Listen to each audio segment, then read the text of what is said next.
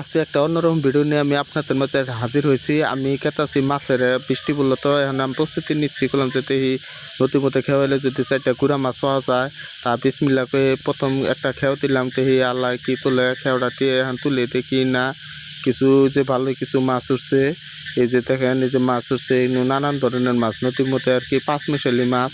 এই যে মাছগুলো দেখতেছি এই যে দেখেন আমার ছোটো ভাই যে খালিতে রয়েছে তেহি যে মাছগুলো আমরা করতেছি কিন্তু অনেক জঙ্গল বাঁচতে বাঁচতে মনে করেন যে কর্মহারা এই যে দেখেন এই যে প্রথম খেয়ে মাছে তারাটা খেয়াও দিলাম কিন্তু মনে হন যে খালি জঙ্গল আর জঙ্গল আবার এই যে দেখেন এই যে গাছের যে ছাল গুন্না ওই যে খেয়ার উপর খেয়াও দিতেছি কোন থেকে মাছ মারতে পারি আল্লাহর রহমতে।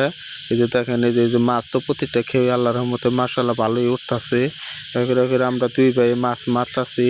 এই যে দেখেন খেতেছে কিন্তু অভিযোগ সামনে কাটা জান যায় না মানে এই যে গর্ত অনেক। এই যে দেখেন এই যে মাছ তো উঠতেই আছে আলহামদুলিল্লাহ। এই যে দেখেন অল্প অল্প খেয়ে দিলে তেন কি পরিমাণে যে গুড়া মাছ উঠতেছে।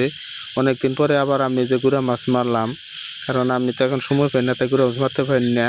আবার এই যে জঙ্গলের একটু রাস্তা দিয়ে জানাকে এই যে আবার কোনো যে একটু লম্বা খেউ দেই যে আরেকটা চরে গেলাম এই যে লম্বা খেউ দিলাম মার্শাল্লাহ তখন অনেকটি মাছ উঠছে।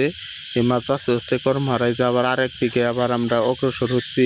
এই যে দেখেন তুই ভাই মাছ বাঁচতেছি বাঁচতে বাঁচতে মনে হয় মাঞ্জা লেগে গেছে গা মাছ আর মাছ খালি মাছ আর মাছ কিন্তু আসলে কি আশা হয় না মাছের আশা হয় না সময় কুলায় না। এখন মাছ মারা শেষ এখন বাড়ি থেকে রওনা হচ্ছি দেখি বাড়িতে যাই যখন মাছটি আমরা মনে করুন যে ঢালবো এই যে দেন ছোটো ভাই ঢালতেছে মনে হইতেছে যে সবাই খুশি এরকম খুশি হয়েছে মাছ দেখে মানে অনেকদিন পরে নতুন বাড়ি মাছ পাইয়া সবাই খুশি।